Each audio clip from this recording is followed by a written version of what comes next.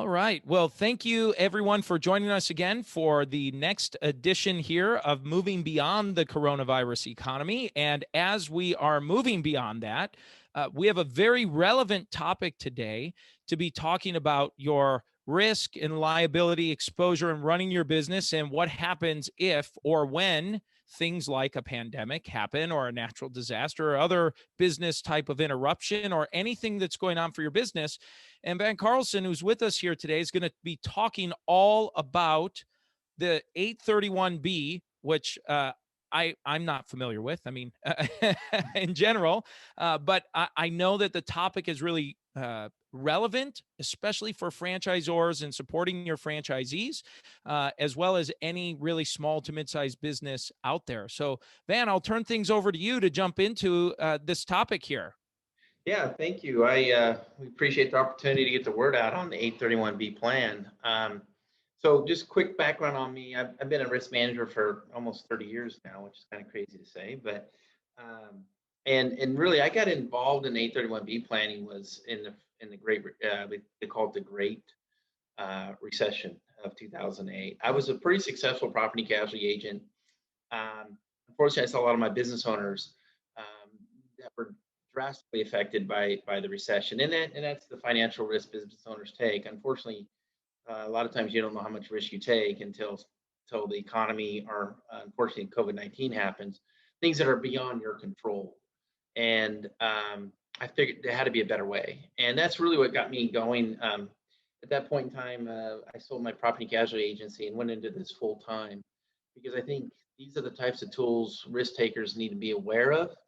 And just like the 831B. Now, there's a couple different codes out there. So this is a tax code, and we're going to do some similarities, excuse me, comparisons of the 401k. Everybody's familiar with the 401k, obviously. And so we'll do some comparisons there. But there are only two tax codes that allow business owners to defer income. And that's the 401k, which is really for the employees and their own retirement plan, and then the 831B. And so it it's new to a lot of clients, a lot of people, but unfortunately, it's been in the tax code since 1986.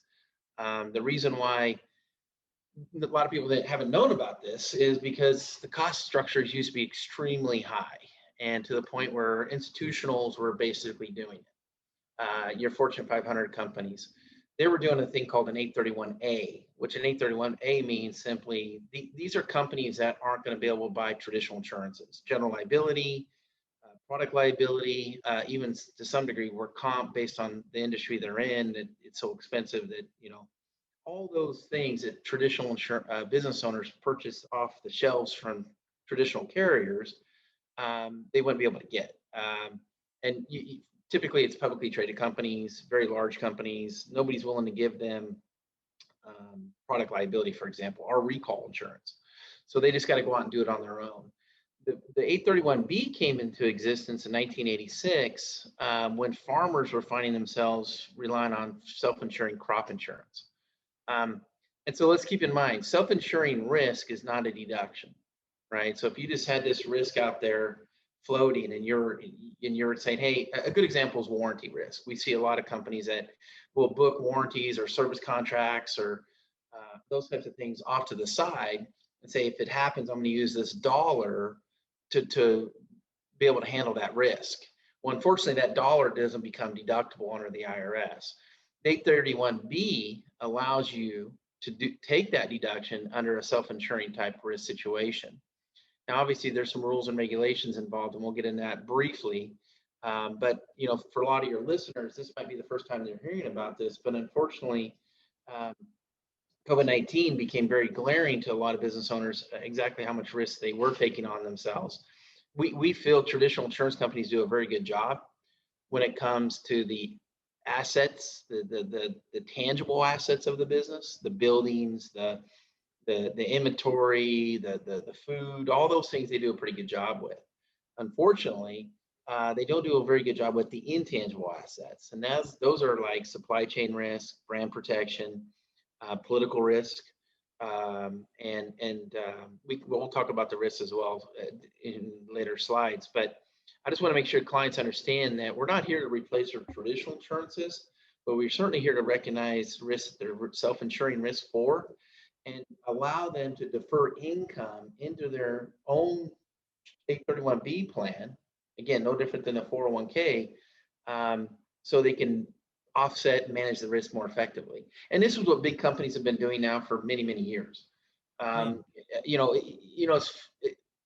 It's frustrating a little bit to see from my end when the small business owners, middle market folks, they're the largest employers of our country. Yet during the COVID-19, we saw big institutional type businesses actually profit from COVID-19, where we saw small to middle market business owners go out of business.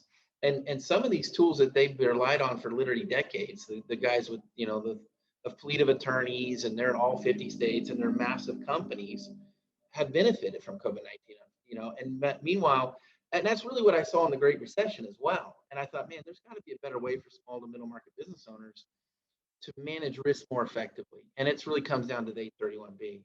But since everybody's really kind of familiar with the 401k, I think it behooves us to talk about the 401k and what the advantages are, right? So the 401k was passed in 1978. Its owner matching contributions are tax deductible. So from a business owner standpoint, if I'm going to provide a 401k plan and contribute to my employees, I get to deduct that off of my income. So it stays tax deferred. It creates incentives for retirement savings. Obviously, IRS has lots of safe harbor rulings about it. And again, you must meet certain guidelines to properly plan the structure. There's contribution limits and there's testing requirements. So when you look at the 831B, it's very similar. So the tax code got passed in 1986. Owner contributions are deductible. It's a tax deferred income to create incentive to manage the self-insuring risk. Either they're uninsured or underinsured risk. And again, there's safe harbor rulings under the IRS, and specifically there must be meeting certain guidelines. You can't treat this. There is a lot of regulations to it. And every year, as it gets more and more aware to the business owners community out there, we would expect more guidelines and also more safe harbor rulings and from the IRS going forward. So that's really the comparisons between the 401k and 831B. And again, these are the only two tax codes that allow business owners to defer income. Now, why would you want to own a 831B? So the first one is risk. Again, I think we're up to 1,800 lawsuits right now in the United States where small business owners are suing their insured for business interruption. Due to the SARS pandemic back in the 2000s, insurance company called Chubb went out and actually lost a lawsuit due to wording in their contract whether the pandemic was covered or not. After that, all the insurance companies started writing specific exclusions in their policies that really excluded pandemics. And that's, unfortunately, we're going to see a lot of these cases get dismissed. And it's an ongoing continuous process right now. Now, under the COVID-19 situation where you were either forced to shut down due to governments, or you just couldn't get employees to work for you, you were taking risk yourself to stay open. I mean, a gamut of things, right? Could you even get supplies to open, right? Stay open. So that's one thing. The risk is real. Unfortunately, there is no shortage of risk, self-insuring risk for business owners. And again, we'll talk about some things specifically to the franchise owners. The other stuff is the financial support, during catastrophic, we are living in this time of catastrophes, and we call contingency business interruption, where, okay, my business is open, but the bridge or, the washout of the road, my business didn't have anything happen to it, which is, an indirect loss now is occurring. So it didn't happen on my premises, but nevertheless, it's still affecting my customers to be able to come to my business. That's a contingency business interruption. And unfortunately, those kind of catastrophes happen all the time. And if anything, we can make an argument right now that it's happening more often, much more frequently than in the past. And then the owning of an 831B gives you the economic flexibility during the downturns. So when I talk to business owners, if you're having a good year, and just to take a little bit off the top and park it off to the side, an 831B plan is just good risk mitigation. We hope we don't have another repeat of COVID-19. We hope we don't have a catastrophe hit our residents in our areas where, we got a tornado, but again, my business wasn't hit by a tornado, but nevertheless, my customers' houses are gone. So are they really going to come down to my restaurant and eat today or buy things from me? So these are things that we don't want to have happen, but we certainly want to plan for them. And then down the road, obviously, hopefully, as we build these reserves up into this 831B plan, no different than the 401k or no different than an HSA plan, if we're not using it down the road, we're able to use it for other things. And that's really what, ultimately what we're trying to manage with our clients is overall financial risk of their business. And, again, it creates the goals for our business owners. There's a lot of planning that goes into these things in the back room that, we can certainly give, one-on-one instruction to on business with business clients all the time about the long term. And two, these when you go into these plans, it's so different than the 401k. These are long-term planning strategies. You're going to do a 401k for yourself and your employees. You want to retain employees. You do a lot of things for why you want to do a 401k. And it's no different for the 831B as well. So those are really the why you want to own an 831B plan. Now, the merits of it. This is a pretty good tax advantage tool for business owners. No different than the 401k. When you first introduced the 401k to the masses, unfortunately, there was a lot of abuses. ERISA rules weren't in place yet. There wasn't a lot of things in place yet. And today, 401ks are affordable. The fee structures are managed. And two, it's become a normal business practice. So talking about the 831B plan, it's new to a lot of people, even though it's been on the books for just as many years. That's really where it became obvious to a lot of people in 2020 that 831B will become a normal business practice as well, only because risk mitigation is going to be in the forefront of successful business owners and enterprises. So it got reaffirmed in 2015. There were some abuses going on under the tax code, and what happened really is the state tax attorneys were using it as an estate tax play. They were taking business owners and using it for something that was never designed for, unfortunately. And we live in America. I mean, that's what Americans do. We take something and we always got to stretch it, make it, do something that wasn't designed to do. And that's really where the 2015 PATH Act cleaned some of those issues up. And then it's caught the IRS attention. This is a great advantage for business owners. Unfortunately, there will be good players and bad players in any industry. And, when the IRS has won, if you were to Google this tax code, they've won several cases, but they were all related to estate tax planning. And they didn't really adhere to the rules set by the IRS and guidelines. And that's really down here in the bottom where it talks about the four-part test. There must be a risk transfer, the rest must be risk distribution, fortuitous risk, principal, and you must follow by the principles of insurance.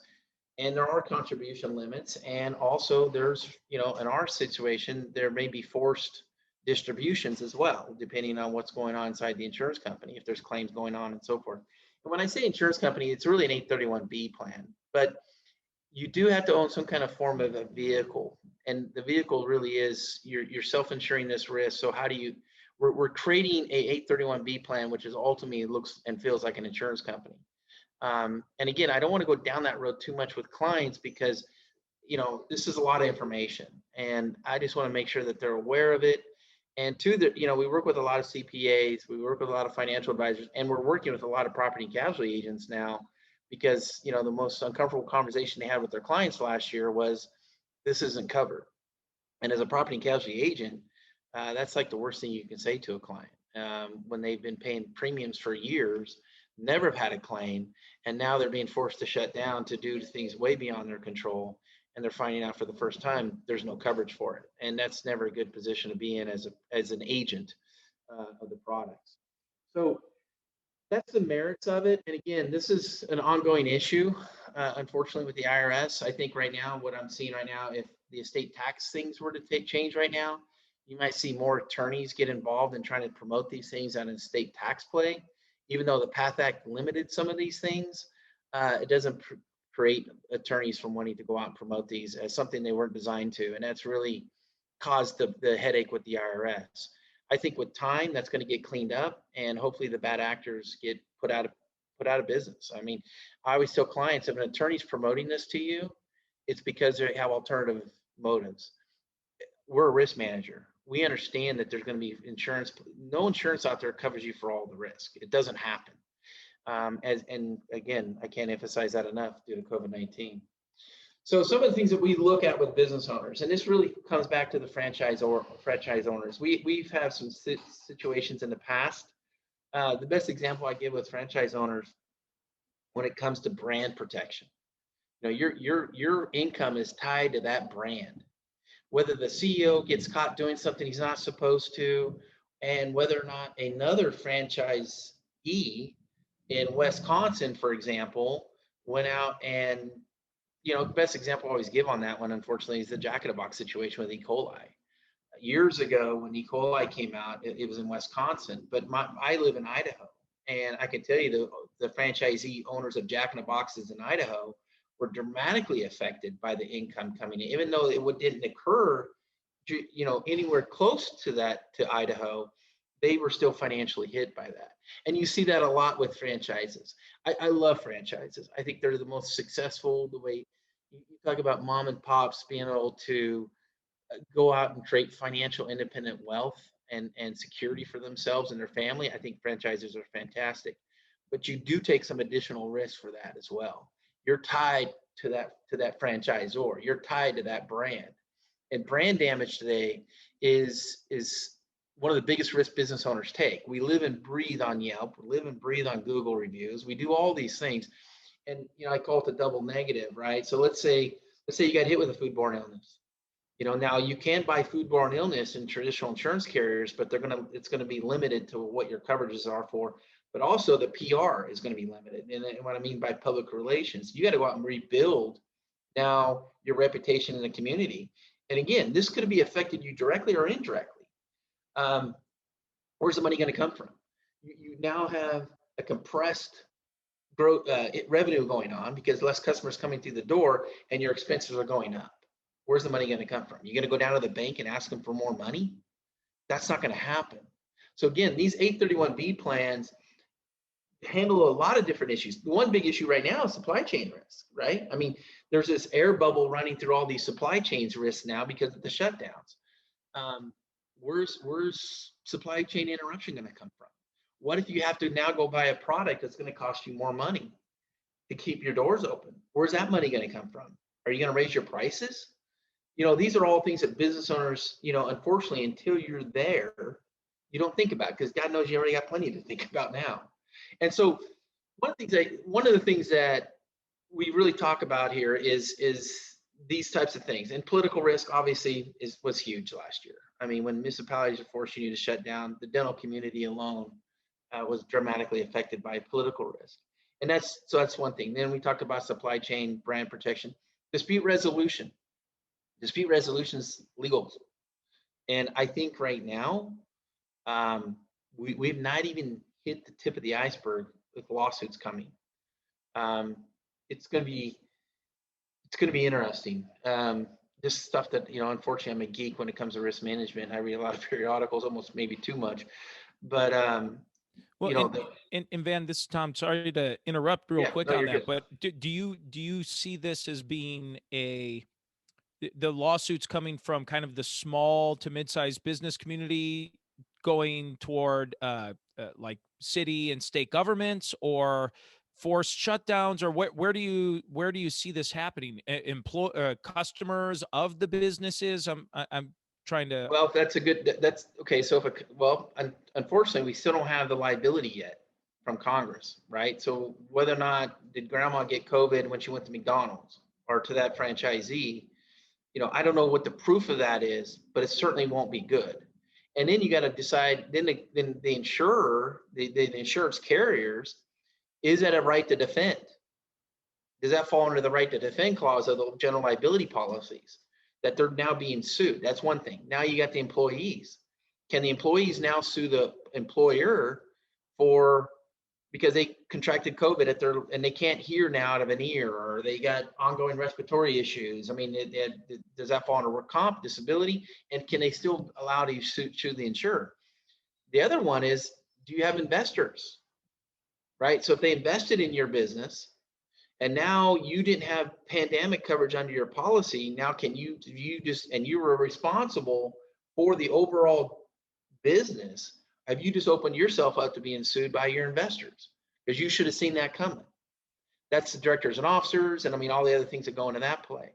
And then I think, the lawsuits, as far as suing municipalities and so forth, I guess that's probably a no.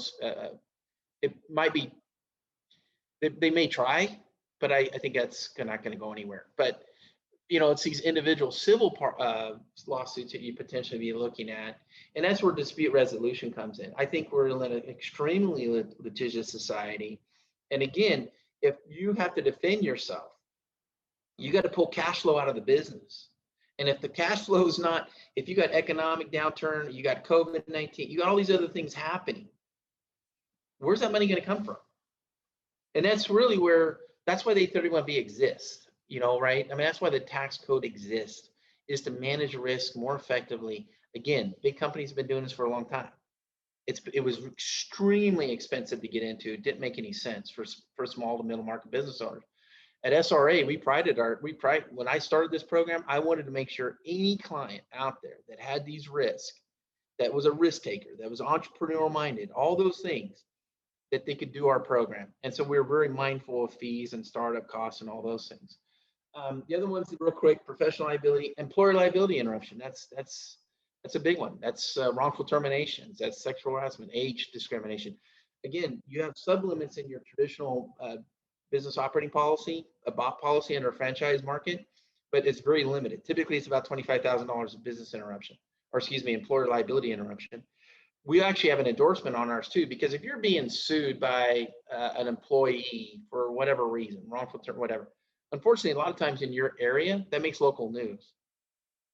So we also have an endorsement on there for that specific kind of stuff where, it's going to create a PR balance sheet where you can go out and hire a PR firm, or at least get out in front of it enough to where you can do more marketing and all that kind of stuff.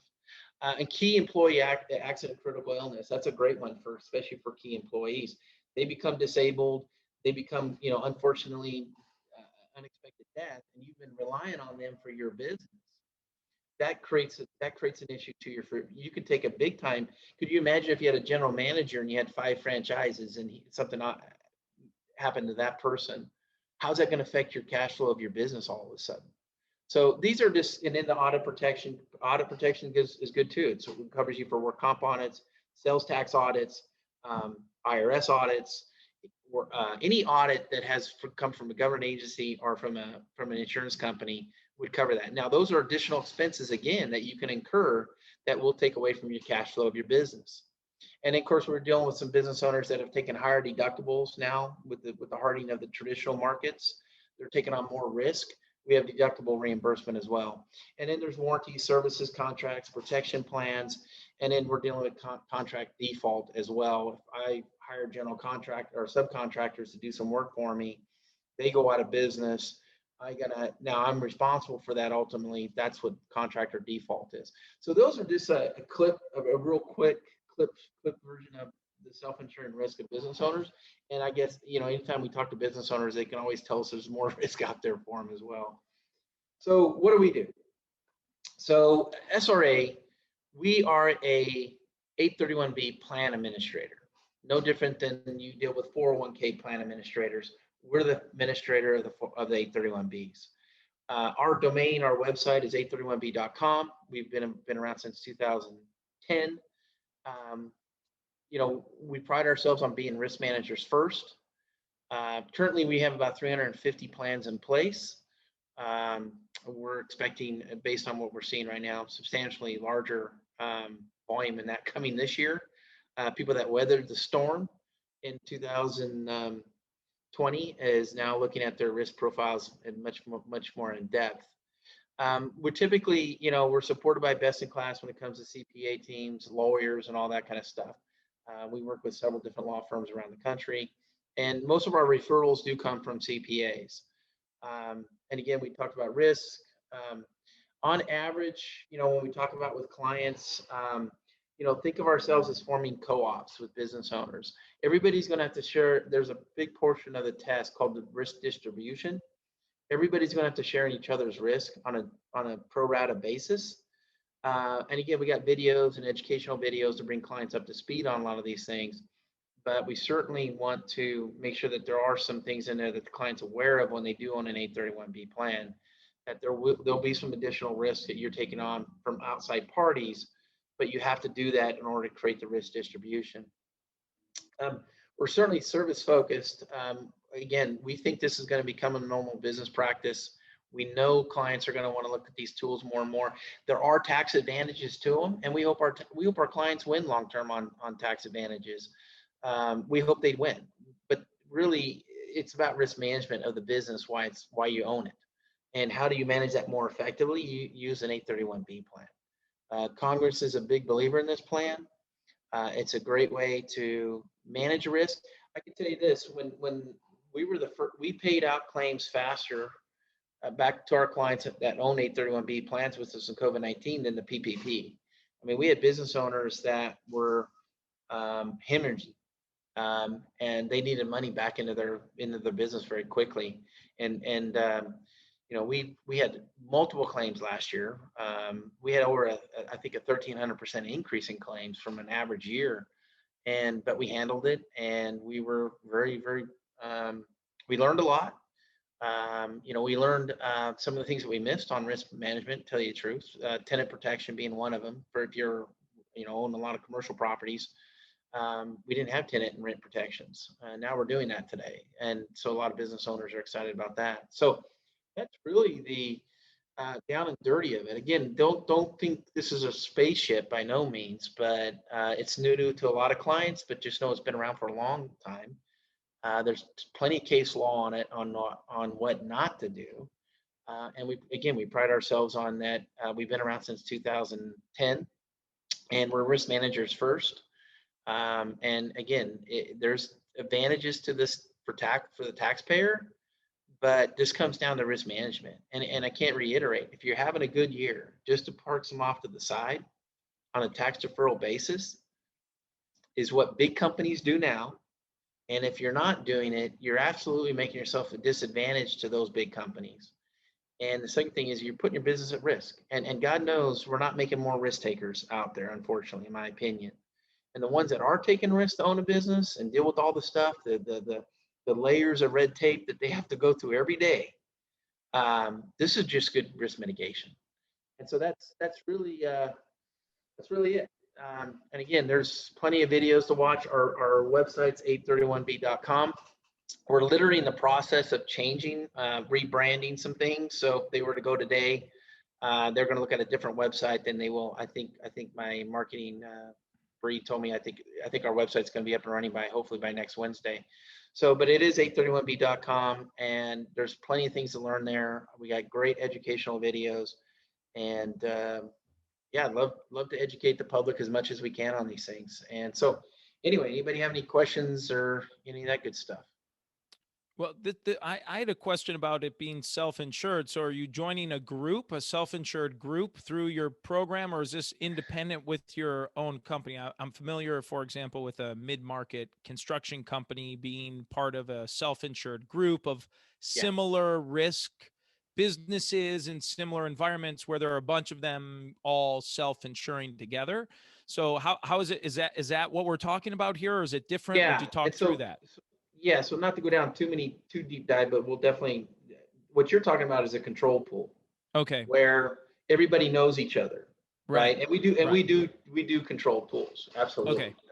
Control pools are a great tool and asset, especially when you can't buy insurance or good coverages for a specific industry, right? Then you kind of get together, and that's, you know, what's crazy is that's really how insurance companies form. I mean, good example is Farmers Insurance. I used to be a farmer's agent back in the day, but two farmers in Southern California got together because they couldn't get farm liability for their vehicles, and they created a co-op. And that's how Farmers Insurance grew, is through a co-op situation. Allstate Insurance they started as a warranty company for Sears and Roebuck. They would warranty their Kenmore appliances. That's how Allstate started. So, you know, these are 100-year-old companies now, but back in the day, they were all started as a co-op. So what we tell clients is we're going to create a mini co-op where you're going to share a pro rata basis in everybody's potential claims. But as we grow those pools, we're creating the biggest principle of insurance is the law of large numbers. How are you utilizing? And that's where the IRS has been able to penetrate some of these cases, because they either made it look like there was a distribution risk when it actually wasn't, or there just wasn't enough people in the pool to demonstrate the law of large numbers. And so that's, again, we're going to do that in the back room. That would be considered a blind pool on our end. So what we're going to do is, if we have 350 customers and they all want to participate in brand protection, then what we're going to do is create, that's a pool of 350 businesses. And if one of those businesses have a claim, they're going to still bear the majority of the, not the majority, but they're going to bear the biggest loss out of their own 831B plan. But each 831B plan that we manage will pay a pro rata sharing of that claim potentially. And that's where we have some videos that help demonstrate that and make that very plain for business owners. But I will tell clients when I talk to them and my sales team that there are some risks to this. There's calculated risks to go into these programs. This is not a risk-free adventure, nor is it a tax-deferred checking account. Again, there's rules and regulations put in place to make sure that our clients adhering to the tax code. And again, one of those things is a risk distribution. If you don't have it, then you can't elect under the 831B. Interesting. Well, Van, what is the first step? You mentioned to it. So they go to your website. What do they do? Do they schedule an initial kind of discovery call or consultation with you or someone on your team? How do they do that? Yeah, exactly. I mean, info at 831b.com is would be our generic email. Again, info at 831b.com. And that would go to my sales team, and then they can absolutely make a time. We typically would send links to them on videos. And then we have a due diligence package, which is, again, this is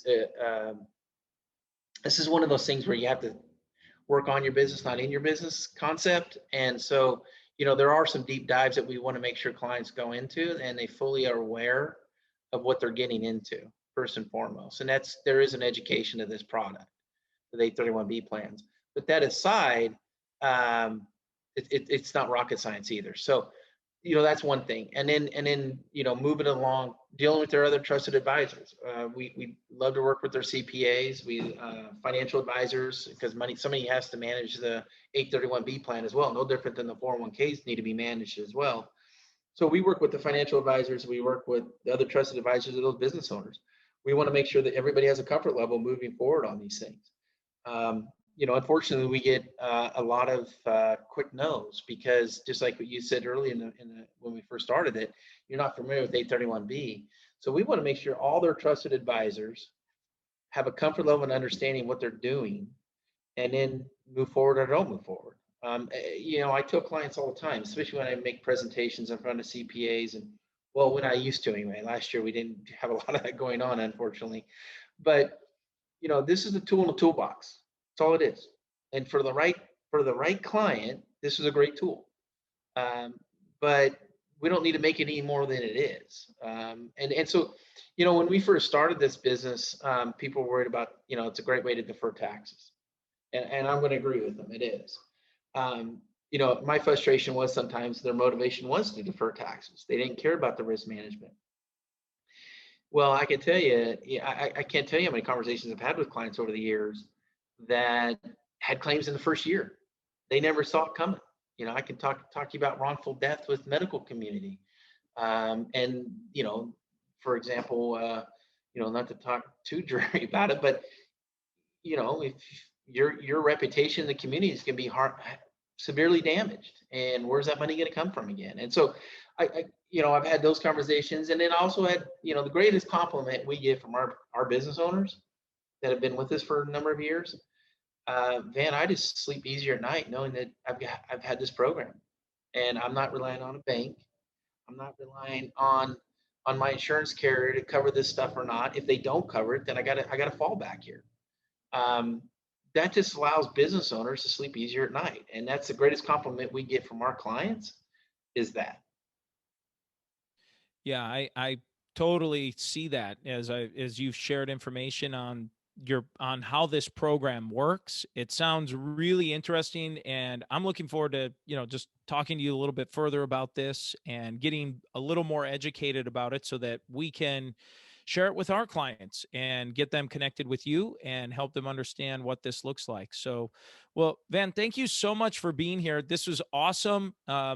And go to your website, which is the 831b.com. Is that Yeah. right? Yeah. 831, the number is 831, the letter B.com. Yeah. Great. Well, thank you so much. And we will rebroadcast this, by the way. This will be available for rebroadcast for anyone who wants to watch it again. And we'll be sharing this with our audience next week as well. So thank you, Van. I really appreciate your time. Yeah. Thank you. Appreciate the opportunity very much. Take care.